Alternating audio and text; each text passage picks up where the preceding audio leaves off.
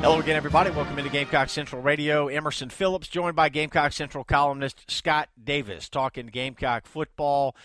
Scott, a season that has mercifully come to an end for Gamecock fans. Man, it's been a long year. How was your Thanksgiving, Scott? How are you? I'm doing great, Emerson. I'm actually still full from Thanksgiving. Great spread this year, excellent food. My family always does a good job. I went to back-to-back Thanksgiving celebrations, one on Thursday and one on Friday. So I certainly ate as much as I possibly could this holiday weekend, but had a great time other than South Carolina's ultimately inevitable loss to Clemson. As you said, it is finally over, and that was how I started my column this week. I usually yearn for football for all of the months in which it's not here. I can't wait for the season to start. I'm one of those guys who actually cares about reading about spring practice and enjoys seeing updates from the practice fields in August when the players get back to school to start preparation for the season. But man, as bad as I've seen some South Carolina seasons, and I mentioned this in the column, there have been some ones that were absolutely atrocious. I don't think I've ever been more ready for a football season to come to an end.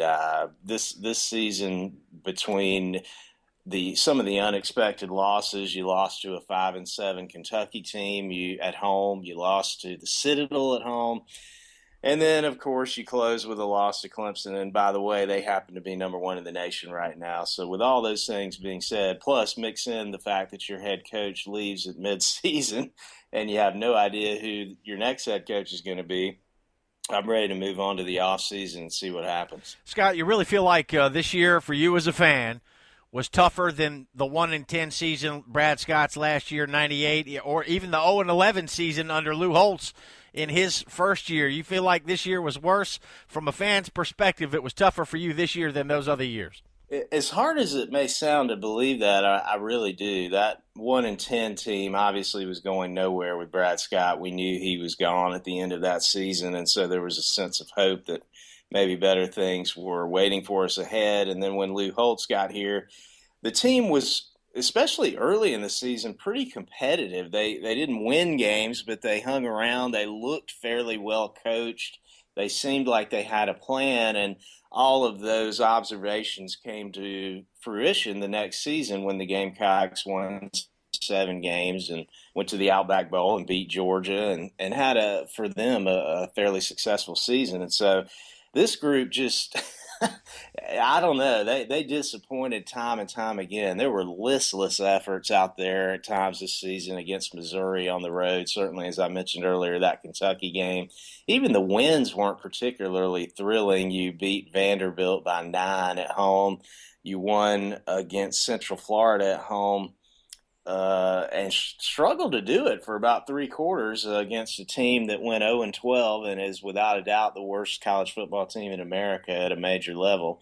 And so the only impressive win you had, which at this point is looking more and more inexplicable by the moment, was against North Carolina in the season opener, which as it turns out, has been the Tar Heels' only loss. And so they're playing for the ACC championship, and we are looking for a new coach. Strange season. Hard to figure the Gamecocks beat the Tar Heels in that opener. Now, North Carolina has not lost since. And if, that's a big if, but if they can beat Clemson Saturday night in the ACC championship, they are going to be making a strong case to be in the college football playoff. Never would have thought that possible after the Gamecocks beat the Tar Heels in Charlotte to open the year, Scott. Absolutely not. You know, South Carolina was fortunate in that game to pick up some turnovers. North Carolina tossed 2 critical interceptions in the end zone that could have made the difference in that game. Quite frankly, the first half, the Tar Heel offense really dominated South Carolina's defense with ease and efficiency. But somehow or another, the ball fell the Gamecocks' way in that one.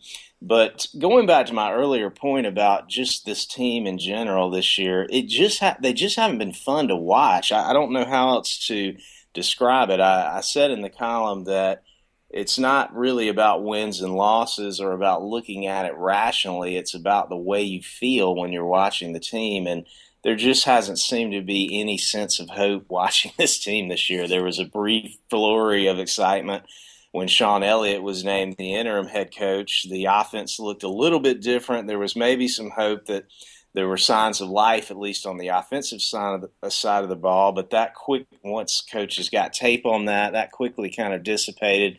Gamecocks haven't really done much at all on offense the last few weeks, and even though they scored 32 points against Clemson, you can really look at the stats and see they did not move the football very well or effectively throughout much of this game, and really haven't in a few weeks now. So defensively, gosh, that unit's been tough to watch all season long. There's no doubt about it. They've made the same mistakes over and over again. They've been at times a one-man team, with Sky Moore being about the only person out there making plays. And so, like I say, as a fan, as somebody who cares about this team, they've just been hard to watch in 2015. And obviously with Steve Spurrier heading out midseason, there's just a lot of uncertainty surrounding the program right now. Emerson Phillips with Scott Davis here on Gamecock Central Radio. Scott's a columnist for Gamecock Central, and he brings us a fan's perspective each week throughout the Gamecock football season, which Scott writes this week mercifully came to an end with the loss to Clemson on Saturday. And, Scott, I think your apathy at this late point in the season, especially after the loss to the Citadel a couple of weeks ago, was underscored by the fact that you went Christmas tree shopping during the second quarter of the Clemson game on Saturday. I certainly did, and admitted it. I did get back to see the end of the game, but I'm typically a guy that wakes up on the morning of a Clemson game with butterflies in my stomach like kids do on Christmas morning. I can't wait to see what's going to happen. I'm nervous, obviously, even when we're good, that something bad might happen against the Tigers. I had no feeling whatsoever about this football game. There was no excitement. That I knew that we weren't going to be able to win the game, and even having a decent showing like we ended up doing wasn't something that got my juices flowing or my blood rolling. And so my wife had been talking about getting a Christmas tree for a couple of days. We just got back into town after spending Thanksgiving week in South Carolina. And so I said, let's just go ahead and knock this thing out. I'm not exactly riveted by what I'm seeing on the screen right here. And so I'm not 100% sure I can remember if there's ever been a time in which I just didn't watch all of South Carolina's game against Clemson. But the fact is, the excitement and the emotion just wasn't there. And I think that was obvious also by the fact that there were quite a few, and by quite a few, I mean tens of thousands of Clemson fans in Williams-Brice Stadium on Saturday. Scott Davis, our columnist from Gamecock Central, joining us as he does each week here on Gamecock Central Radio. And if you haven't already done so, we'd like to invite you to pick up new smartphone apps that are available now. The new iPhone app is out, and we have an app for the Android as well, and we're also on iTunes. You can listen to Gamecock Central Radio on your phone. Simply search Gamecock Central Radio. Scott, Pharaoh Cooper game balls, and it's a weekly part of your column on Gamecock Central Radio, and a lot of them to go around this week. Even though the Gamecocks lost to Clemson, everybody, I think, somewhat relieved that this very difficult year is finally over.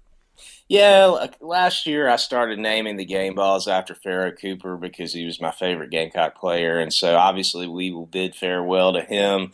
After this season, it looks as though he's heading to the NFL, and I think that's a wise decision on his part. I appreciate everything he's done as a player for this team and also as a leader. He's just a guy who's led by example, and I've always admired that about him. So I guess we'll rename the game balls for next season, but as for now, yeah, my wife probably coming up with the best analysis of the day in comparing our search for a Christmas tree to the search for a head coach. She said we need one that's strong enough to bear the weight of all the ornaments, just like the Gamecocks need a coach that can bear the weight of all the pressure and misery of the last 125 years of Gamecock football. And, oh, by the way, you don't want to get a tree that's too old and starting to show signs of decay, and Gamecocks don't want to get a coach that's too old either. I couldn't argue with any of that. So certainly a game ball to her for that analysis, which is better than anything I've read by any of the major national sports writers this week. Clemson was about a 17-point favorite coming into the game with South Carolina on Saturday, Scott, and if there's any consolation at all for Gamecock fans, it may be the fact that Clemson did not get the blowout of South Carolina that a lot of people thought was coming on Saturday, and you touched on that in the column this week also. Yeah, it was interesting. I just did not sense a lot of glee or excitement from Clemson fans about this win. I think obviously they were relieved that it was over, that they finished their season undefeated and defeated their arch rival for the second straight year. First time Deebo Samuel's ever won a football game as head coach in Williams-Brice Stadium. But there wasn't that kind of sense of condescending, just exultation that you typically feel from Clemson fans when they defeat South Carolina. It was more like, well, we just, got the job done, but it wasn't what we were expecting or hoping for. I think after that 5-game winning streak South Carolina had a couple seasons back now against them, they really want to see a beatdown, something along the lines of, as I mentioned in the column, the 63-17 win from 2003. It just wasn't in the cards. South Carolina hung around all day. Even when it was 28-25, I never really felt like South Carolina was a threat to actually win the football game, but it was not the mauling or the rout that Clemson fans hoped for. So I think they walked out of the stadium more relieved than anything else. Emerson Phillips with Scott Davis here on Gamecock Central Radio. You can get breaking Gamecock news alerts delivered to your email inbox. Just text USC to 42828. All you got to do is text USC to 42828 or go to the Gamecock Central homepage for more information. Scott, as we look ahead to the future now, there is another Pharaoh Cooper game ball that goes to Deebo Samuel, an often injured this year redshirt freshman who did have a breakout game, a 100-yard game in the loss to Clemson. Yeah, 5 catches. I think he had 104 yards total with a touchdown. He's a guy that the coaches have been high on since he got here. He redshirted last year. Just hasn't been able to see the field this year at all much because of a hamstring injury that has simply lingered for months at this point. Similar to what Brandon Wilds had a few years ago. And there have been a few players who've had hamstrings that just kind of hung around for weeks at a time. But I did think it was kind of funny that with one good game, Samuel ended up being South Carolina's second most productive wide receiver on the roster after Pharaoh Cooper. That kind of tells you where this offense and this passing attack has been in 2015. But there's no doubt he showed glimmers of somebody that might be able to replace a Pharaoh Cooper and become a leader on that wide receiver roster next year. And hopefully he can do that. If he can stay healthy, I still think he's a guy that can help South Carolina. Scott, your father sent you a text after the game Saturday, and it seems like hope springs eternal among the Gamecock Nation, and the text that your father sent you after the game sort of summed that up. Yeah, my dad, after the Texas A&M game, I wrote what I thought was a fairly impassioned plea not to buy into moral victories. I think as a Gamecock fan for decades, I've seen more moral victories than I can stomach in this or any other lifetime combined. So I was hoping that Gamecock fans wouldn't get too excited by only losing by a touchdown on the road in College Station. And as it turned out, the Gamecocks didn't win another game the rest of the year, including to the Citadel. So I was probably right that moral victories didn't make a ton of sense there. But since then, just about every week, other than, of course, last week, my dad has sent me a text saying, you got to give it to them. Those guys are playing with heart and passion. And that text came in just exactly when I thought it would on Saturday evening after South Carolina gave it a run in Williams-Brice Stadium against Clemson. So, as always, you got to admire the hope and the passion of Gamecock fans. And that's what I said towards the end of the column. Right now, the only thing we can do as a fan base is look forward. I think this coaching search has gotten extremely uncertain now that Mark Richt is unexpectedly gone at Georgia. I think Gamecock fans had locked in on Tom Herman or Kirby Smart as one of the two guys who's going to be the next head coach at South Carolina. And right now, it looks like there's a possibility neither of the two will be there. And Justin Fuente's already locked up at Virginia Tech. So now you're starting to think, hey, are we scrambling to find, a wide receiver coach at Colorado State or something? We just got to let the process play out. Ray Tanner is a guy who has won championships before. He knows what it takes to do that. And so I think he's the right guy for this process. It's going to be tough, but we just need to let it play out over the next couple of days and see where things end up.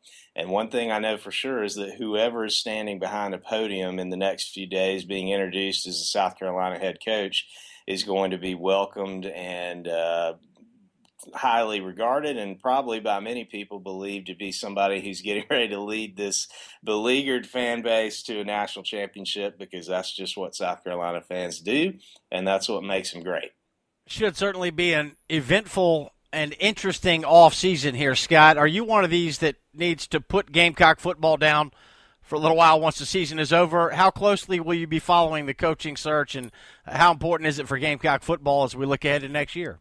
I'm definitely interested in the coaching search. There's no doubt about it. I'm not necessarily refreshing my computer every 5 minutes to see if there's a new update, but that's something I'll check on multiple times a day, I'm sure, until we name a head coach. If we weren't looking for a new coach and we were just talking about recruiting or something like that until February, then there's no doubt I would step away for a few weeks and not get wrapped up in that. As I said, I'm ready to kind of take a knee on this season and take a breather. I've even watched fewer NFL games the last few weeks. I'm just a little burned out with football right now, which is something I don't think I've ever said in my lifetime.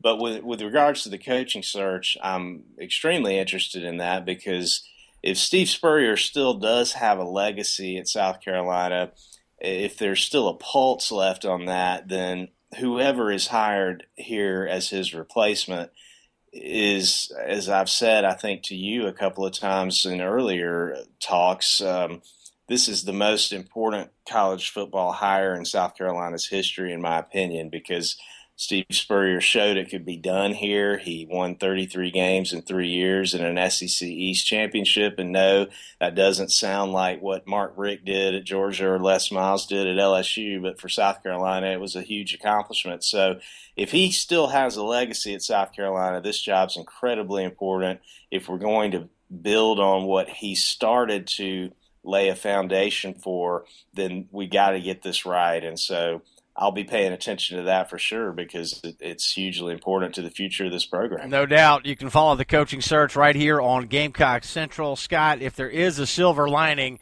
now that the football season is over, it's got to be that the basketball teams are undefeated for the Gamecocks, both of them, men's and women. No doubt about it. I knew that South Carolina's women's program had really arrived as a prominent program nationally when they began the season 7-0, and I noticed Gamecock fans complaining that they weren't blowing teams out or didn't look as good as or as crisp as they thought they should. So it is still November as of the taping of this podcast. I would give Dawn Staley and her women a chance to maybe enter the SEC schedule and see where things go. And until they lose 5 games in a row in the SEC, I'm not too concerned with anything that Dawn Staley is doing. So I would urge patience for the number 2 South Carolina women's basketball team, who is currently undefeated. And Frank Martin's team has played very well so far. They had, I know names like Tulsa and Hofstra don't strike fear in the average fan's hearts, but there have been several mid-major basketball teams in the last few years that have really been solid, and those 2 teams have been 2 of them. And they took care of business down in the Virgin Islands at the Paradise Jam, won that tournament, came home and beat Lipscomb, which was a hot shooting 3-point team. So I like what I've seen from them. I think they really have an opportunity to maybe finally make a dent in the SEC this year, and who knows, maybe make a bid to re-enter the NCAA tournament, which I believe would be the first time in 12 or 13 years that South Carolina has been there. So their post-play by their bigs has been strong. I just have been impressed with what I've seen. It looks like things are coming together there. So as you say, we do still have some things to look forward to. Let's enjoy this basketball season and see what happens and see who the next coach is, and just try to put this football debacle behind us. Yeah, the rest of the college football world will soon turn its attention to bowl season and the college football playoff. Gamecock fans will concentrate on basketball and baseball season not too far down the road as well. Scott, Scott. We appreciate the work you do here on Gamecock Central. Always a pleasure talking with you. I enjoyed it, Emerson. Have a good couple of weeks, and we'll reconvene at some point in the future, I'm sure. Looking forward to that. Scott Davis, my partner here on Gamecock Central Radio, is a columnist, and he gives us a fan's perspective each week here on Gamecock Central Radio. And for Scott, my name is Emerson Phillips. Thanks for joining us on Gamecock Central Radio.